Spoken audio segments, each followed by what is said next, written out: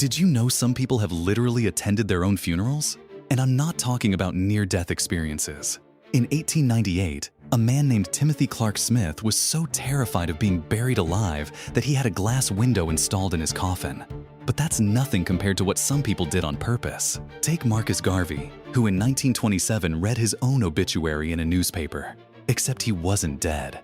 The stress from reading about his own death actually gave him a stroke, and he died for real 2 days later.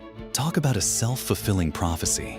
But the really wild ones are the people who faked their deaths just to hide in the back of their own funeral service. They wanted to hear what people really thought about them. Some did it for insurance money, others to escape debt. A few just couldn't resist the drama. Imagine sitting there listening to your mother-in-law finally tell the truth about you.